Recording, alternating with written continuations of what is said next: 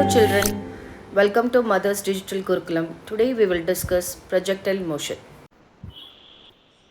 So projectile motion இங்கே ஆக்சுவலாக வந்து ஜஸ்ட் இமேஜின் பண்ணி பாரு. உன் கையில் ஒரு கல் இருக்கு, ஓகேவா? இப்போ கல்ல பாலும் இருக்கு. இந்த பாலை நீ வந்து உன்னோட ஹரிசாண்டல் லெவலில் நின்றுட்டு ஸ்ட்ரைட்டாக தூக்கி போடுற. ஸோ ஸ்ட்ரைட்டாக தூக்கி போடும் போது நம்மளுக்கு என்னன்னா இட் இஸ் அகெயின்ஸ்ட் கிராவிட்டி. அது நம்மளுக்கு நல்லா தெரிஞ்ச ஒரு விஷயம் தான், ஓகேவா? ஆனால் இந்த ஸ்ட்ரைட்டாக நீ தூக்கி போட்டேன்னா அது திருப்பி மேக்ஸிமம் ஹைட்டுக்கு போகும். உன்னோட மேக்ஸிமம் ஹைட்ல என்ன ஆகும்னா உன்னோட வெலாசிட்டி 0 ஆயிடும். then it will try to come back. கரெக்டாமா?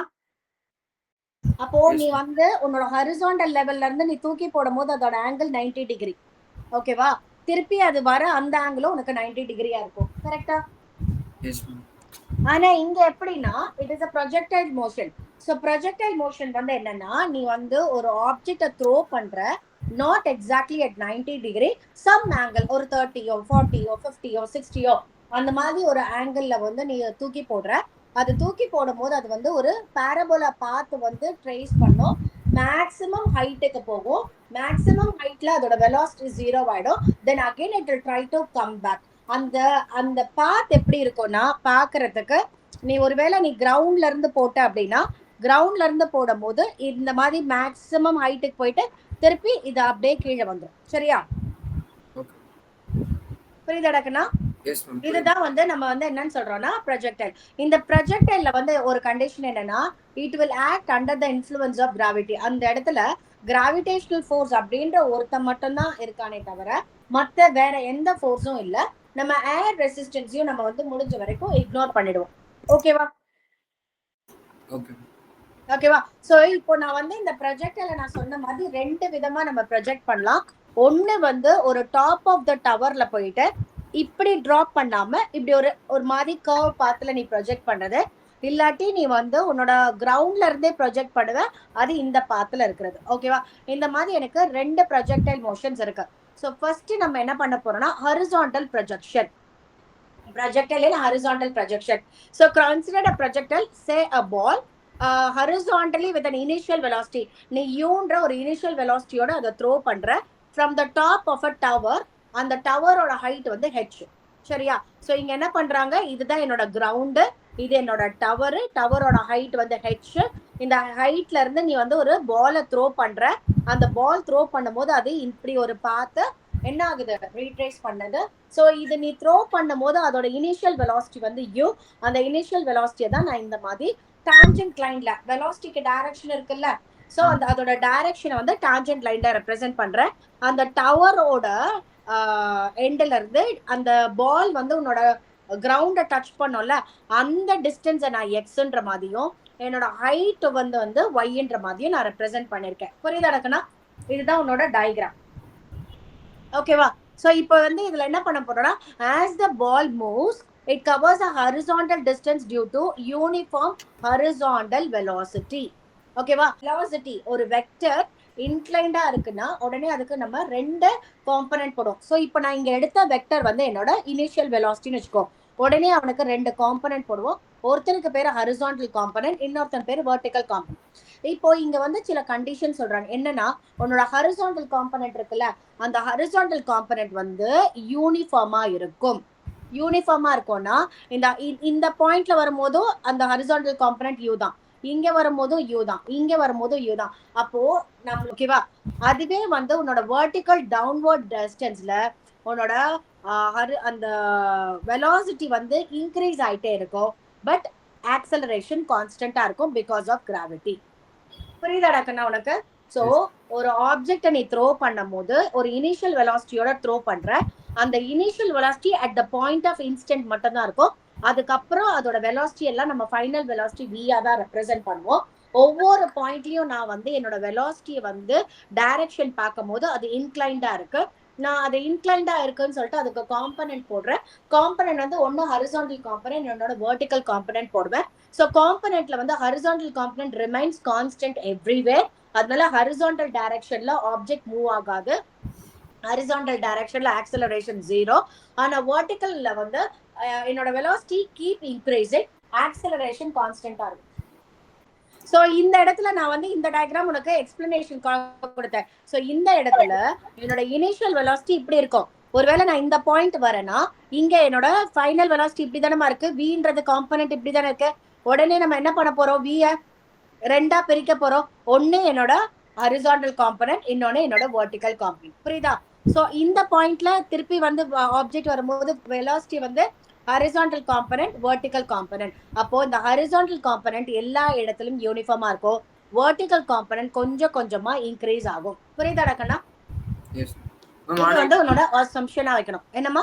இல்ல நம்ம எதுக்கு அந்த காம்பனன்ட் வந்து எதுக்கு நம்ம எடுக்கணும்? அது இப்போ இதுதான் உன்னோட டயக்ராம். உன்னோட பால் வந்து இந்த பாயிண்ட்ல இருக்கு.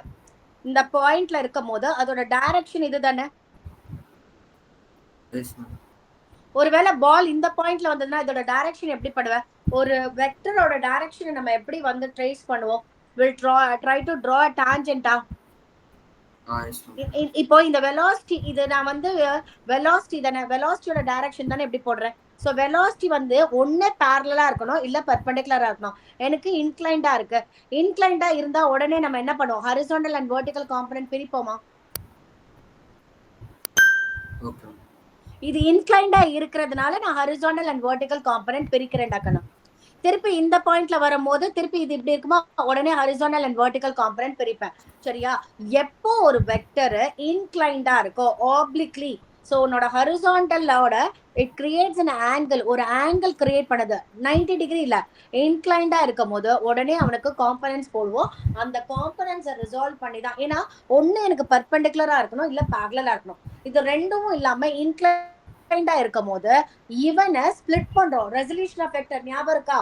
சோ அந்த வெக்டரை நம்ம ஸ்பிளிட் பண்ணும் போது நம்மளுக்கு ஹரிசாண்டல் காம்பனன்ட்டோ வெர்டிகல் காம்பனன்ட்டோ கிடைக்கும். புரியுதாடா கண்ணா உனக்கு?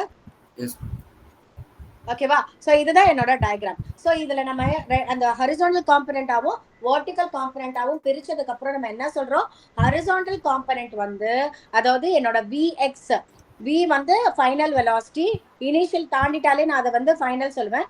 அது அலாங் எக்ஸ் டைரக்ஷன் தான் என்னோட ஹரிசாண்டல் காம்பனன்ட். இந்த ஹரிசாண்டல் காம்பனன்ட் Vx எல்லா இடத்துலயும் கான்ஸ்டன்டா இருக்கும். Vx கான்ஸ்டன்டா இருக்குன்னா ஆக்சிலரேஷன் 0. அப்ப என்னோட பால் வந்து இந்த டைரக்ஷன்ல போகாது. அதுவே என்னோட வெர்டிகல் காம்பனன்ட்ல இது நாட் ஈக்குவல் டு கான்ஸ்டன்ட். அப்ப ஆக்சிலரேஷன் வந்து not equal to constant, but acceleration கான்ஸ்டன்டா இருக்கு. அப்ப என்னோட ஆப்ஜெக்ட் வந்து இந்த டைரக்ஷன்ல டுவர்ட்ஸ் தி கிரவுண்ட் தான் போகுது. புரியுதா? Yes ma'am. ஓகேவா? சோ அததான் இங்க சொல்றாங்க. சோ நீ என்ன பண்ற, ஒரு பால் வந்து ப்ரொஜெக்ட் பண்ற, ஒரு டாப் ஆஃப் தி பில்டிங்ல இருந்து ப்ரொஜெக்ட் பண்ற, அது வந்து ஒரு ஹரிசாண்டல் டிஸ்டன்ஸ் டிராவல் பண்ணுது. அந்த ஹரிசாண்டல் டிஸ்டன்ஸ் வந்து யூனிஃபார்ம் ஹரிசாண்டல் வெலாசிட்டியோட டிராவல் பண்ணுது. அதுக்கப்புறமா ஒரு பர்டிகுலர் டிஸ்டன்ஸ் வந்து ஹரிசாண்டலா டிராவல் பண்ணுது. அதுக்கப்புறமா வந்து it is actually falling towards the ground, அந்த கிரவுண்டை நோக்கி விழுது. அதுக்கு காரணம் வந்து கிராவிட்டி. சோ அந்த ரெண்டு எஃபெக்டையும் பார்க்கும் போது எனக்கு ஓபிஏ அப்படின்ற பாத்து இதாகும். சரியா? புரியுதாமா? நான் ஹரிசாண்டல் டிஸ்டன்ஸ் எக்ஸ் ஆவும் வெர்டிகல் டிஸ்டன்ஸ் ஒய் ஆவும் நான் வந்து மென்ஷன் பண்ணிருக்கேன் என் டயக்ராம்ல. புரியுதா? இப்போ நம்ம என்ன பண்ண போறோம்னா, இங்க கைனமேட்டிக் ஈக்குவேஷன்ஸை வந்து அப்ளை பண்ணிட்டு அந்த ஹரிசாண்டல் டைரக்ஷன்ல மூவ் பண்ணும்போது அந்த பால் வந்து ஒரு டாப் ஆஃப் த பில்டிங்ல இருந்து ப்ரொஜெக்ட் ஆகும் போது அதுல என்னென்னலாம் வேரியபிள் இருக்கு, அந்த வேரியபிளை நம்ம மேத்தமெட்டிக்கலா எப்படி ரெப்ரசென்ட் பண்ணலாம் அப்படின்றதான் நம்ம பார்க்க போறோம். புரியுதா? ஓகேவா? புரியுதா? சோ ஃபர்ஸ்ட் என்ன சொல்றாங்க, மோஷன் அலாங் ஹரிசாண்டல் டைரக்ஷன். இது வந்து நீ இப்படி போறல, ஏன் இப்படியே ஸ்ட்ரைட்டா போல, ஏன் இப்படி வந்து கீழே வந்து இந்த டைரக்ஷன்ல விழுது, why can't it move in a horizontal direction, ஏன் அப்படி ஸ்ட்ரைட்டா போகல? அதுக்கு ரீசன் என்னன்னா, the particle has zero acceleration along the x direction, so the initial velocity ux remain constant throughout the motion. நீ இந்த இடத்துல ப்ரொஜெக்ட் பண்றியா, அது கீழே வந்து சேர்ற வரைக்கும் என்னோட இனிஷியல் வெலாசிட்டி அதாவது u, அதை நீ v-ஆ ரெப்ரசென்ட் பண்ணும் போது it always remains constant along the x direction. புரியுதா? ஃபர்ஸ்ட் பாயிண்ட், அது வந்து ஆக்சிலரேஷன் இல்லாததுனாலதான் என்னோட பால் இப்படி ஸ்ட்ரைட்டா போகாம ஆக்சிலரேஷன் 0 ஆடான கிராவிட்டியை நோக்கி கீழே வந்து விழுது. சோ எல்லா இடத்துலயும் ஹரிசாண்டல் டைரக்ஷன்ல ஆக்சிலரேஷன் 0 அப்படின்னு சொல்றாங்க. First point. சரியா? traveled by a projectile வந்து எனக்கு distance traveled by projectile, டிஸ்டன்ஸ்ன்ற ஒரு கான்செப்ட் இருக்கு. ஓகேவா? டிஸ்டன்ஸும் இருக்கு, அதே நேரத்துல அது எவ்வளவு நேரத்துக்குள்ள டிராவல் பண்ணுதுன்ற டைமும் இருக்கு. அப்ப இந்த டிஸ்டன்ஸையும் டைமையும் ரிலேட் பண்ற ஈக்குவேஷன் தான் என்னோட கைனமேட்டிக் செகண்ட் ஈக்குவேஷன். சோ நம்ம இங்க எல்லாரையுமே வந்து கைனமேட்டிக் ஈக்குவேஷனை வச்சுதான் நம்ம சால்வ் பண்ண போறோம். ஓகேவா? சோ இதுல நான் வந்து இப்போ நான் ஆக்சுவலா படிக்கிறது யாரை பத்தி படிக்கிறேன்? ஒன்லி ஹரிசாண்டல் டைரக்ஷனை பத்தி படிக்கிறேன். சோ என்னோட ஹரிசாண்டல் டைரக்ஷன்ல அது எவ்வளவு டிஸ்டன்ஸ் கவர் பண்ணிருக்கணும்னா x ஈக்குவல் டு என்னோட general formula s equal to ut plus half gt square.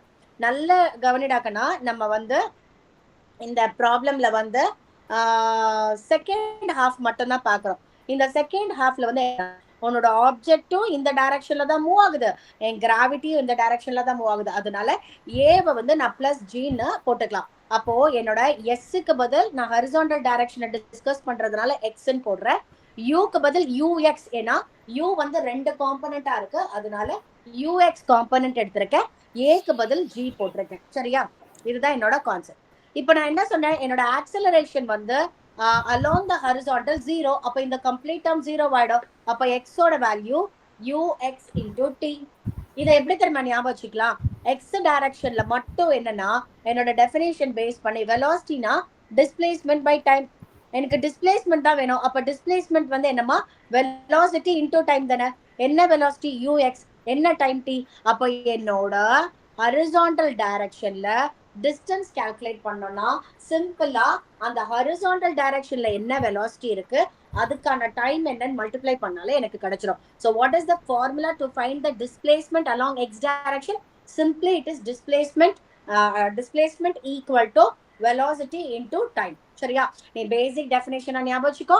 இல்ல இந்த ஃபார்முலால a ஓட value 0, so it remains as x equal to ux into t. புரியுதா? வச்சுதான் நான் எல்லாரையும் படிக்க போறேன். சரியா? டயக்ராம் நோட் பண்ணிட்டு சின்ன சின்ன பாயிண்ட்ஸ் வந்து நோட் பண்ணிக்கோடா. சோ ஃபர்ஸ்ட் இந்த டயக்ராம் நோட் பண்ண குயிக்கா பண்ண பார்க்கலாம். நெக்ஸ்ட் வந்து நான் என்ன பண்றேன், motion along downward direction. So இந்த டவர்ல இருந்து நீ வந்து ஒரு இது வந்து ப்ரொஜெக்ட் பண்ற. சோ மேக்ஸிமம் ஹைட்ல இருந்து தான் ப்ரொஜெக்ட் பண்ற. அப்போ மேக்ஸிமம் ஹைட்ல இங்க இருந்து ப்ரொஜெக்ட் பண்ணும்போது கண்டிப்பா ஆப்ஜெக்ட் மேல போறதுக்கு சான்சஸ் கிடையாது. அப்போ உன்னோட u velocity along y direction maximum pointல 0. புரியுதாடக்கனா? So initial velocity has no downward component. So இந்த இடத்துல uy 0 இருக்கறனால தான் இந்த பாயிண்ட்ல இருந்து அது கீழே போக ட்ரை பண்ணுது. சரியா? அதே மாதிரி என்னோட ஆப்ஜெக்ட் மூவ் ஆகுற டைரக்ஷனோ என்னோட கிராவிட்டி டைரக்ஷனோ ஒரே மாதிரி இருக்கனால a வந்து நான் பிளஸ்ன்னு எடுத்துக்கிறேன், ஜின்னு எடுத்துக்கிறேன். a equal to plus g. So என்னோட ஜெனரல் ஃபார்முலா என்ன? Again s equal to ut plus half at square. But diagram பொறுத்த வரைக்கும் நான் இப்போ y டைரக்ஷனை பத்தி படிக்கிறேன். அப்ப s நான் y ன்னு மாத்திட்டேன், u வந்து uy ன்னு மாத்திட்டேன், half at square. ஆனா half at square a க்கு பதிலா நான் g ன்னு போட்டுக்கணும். u வந்து y 0 ன்னு சொல்லியாச்சு. அப்ப இந்த டேர்ம் கேன்சல் ஆயிடும். அப்ப y equal to half gt square கிடைக்குது. சோ இவ்ளோதான் என்னோட டிஸ்பிளேஸ்மென்ட்டோட வேல்யூ along y direction. புரியுதாடா? இது ஈக்குவேஷன் 2. சரியா? சோ என்னோட x டைரக்ஷன்ல ஆக்சலரேஷன் 0, y டைரக்ஷன் மேக்ஸிமம் ஹைட்ல வந்து அந்த வெலாசிட்டி வந்து 0. அதுக்கேத்த ஓகே. நெக்ஸ்ட் நம்ம மோஷன் பார்த்தாச்சா? இப்போ நான் என்ன பண்ண போறேன், சப்ஸ்டிட்யூட்டிங். இப்போ வந்து நம்ம என்ன பண்ணலாம், இது ஈக்குவேஷன் 1 டாக்கனா. இது ஈக்குவேஷன் 1. இந்த 1ல இருந்து நான் t ஈக்குவல் டு டைம்னு எடுக்கிறேன், t equal to x by ux ன்னு எடுக்கிறேன். இது ஈக்குவேஷன் 2. சரியா? இதை நான் ஈக்குவேஷன் 3 ன்னு எடுத்துக்கிறேன். இப்போ நான் என்ன பண்ண போறேன் தெரியுமா, அந்த சப்ஸ்டிட்யூட் 2 in 3 அந்த t இங்க கொண்டு வந்து சப்ஸ்டிட்யூட் பண்ண போறேன். அவ்வளவுதான். அப்ப என்னோட ஃபார்முலா என்ன ஆகும் தெரியுமா, half g, t க்கு பதில் என்ன பண்றோம், x by u. அப்போ t ஸ்கொயர்னா x square by u square. அப்ப என்னோட ஃபார்முலா என்ன ஆச்சு, g x square by 2 times of ux square. இதுதான் டோட்டல் டிஸ்பிளேஸ்மெண்ட். ஏன்னா x டைரக்ஷன்ல டிஸ்பிளேஸ்மெண்ட் இல்ல, y டைரக்ஷன்ல தான் டிஸ்ப்ளே ஆகுது. அந்த y டைரக்ஷன்ல எவ்வளவு டைம்க்குள்ள டிஸ்ப்ளேஸ் ஆகுதுன்னு பார்த்தா இந்த ஃபார்முலா படி வரும். சரியா? ஓகே. இந்த உன்னோட புக்ல இந்த 2 பாயிண்ட் இதெல்லாம் வேண்டாம், உன்னோட வசதிக்கு என்னென்ன ஈக்குவேஷன்லாம் உனக்கு யூஸ்ஃபுல்லா இருக்கும்னு நினைக்கிறியோ அது எல்லாமே 1 2 3 நோட் பண்ணிக்கோ. ஓகேவா? சோ இது புரியுதாமா? சோ உன்னோட ஆப்ஜெக்ட் மூவ் ஆகுற அந்த மோஷனை எக்ஸ் டைரக்ஷன் தனியா கண்டுபிடிச்ச, y டைரக்ஷன்ல தனியா கண்டுபிடிச்ச, எக்ஸ் டைரக்ஷன்ல கண்டுபிடிச்ச ஆன்சர்ல இருந்து t கால்குலேட் பண்ண, அந்த t y டைரக்ஷன்ல சப்ஸ்டிட்யூட் பண்ணும்போது ஒரு ஜெனரலா ஒரு எக்ஸ்பிரஷன் கிடைச்சது. ஓகேவா? சோ இந்த g by 2u ஸ்கொயர் நான் என்னன்னு எடுக்கிறேன்னா constant g constant ux constant, அதனால y equal to kx square போடுறேன் where k is a constant. சரியா? இப்போ இந்த ஈக்குவேஷன் வந்து யாரை ரெப்ரசென்ட் பண்ற மாதிரி இருக்குன்னா this y equal to kx ஸ்கொயர்ன்ற ஈக்குவேஷன் என்னோட பாராபோலாவை ரெப்ரசென்ட் பண்ற மாதிரி இருக்கு. அப்போ என்னோட y equal to mx plus c இது யாரோட ஈக்குவேஷன்? ஸ்லோப்போட ஈக்குவேஷன். ஸ்லோப் இல்ல, ஸ்ட்ரைட் லைனோட ஈக்குவேஷன். ஞாபகம் இருக்கா? அதே மாதிரி இங்க y equal to kx square இந்த ஃபார்மட்ல வரது என்ன பாராபோலோட ஈக்குவேஷன். அப்ப அவங்க என்ன தெரியுமா சொல்றாங்க, இந்த ஆப்ஜெக்ட் ட்ரேஸ் பண்ணது பத்தியா இந்த பாத்த இத பார்த்தாலும் பாராபோலா மாதிரி இருக்கு because it is satisfying parabolas equation. அதனால the path followed by the projectile is parabola. இந்த பாத்த வந்து நம்ம இன்னொரு பேரா சொல்லுவோம் trajectory சொல்லுவோம். அப்போ what is the trajectory of projectile னா parabola. சரியா? இதுதான் ஃபர்ஸ்ட் கான்செப்ட்.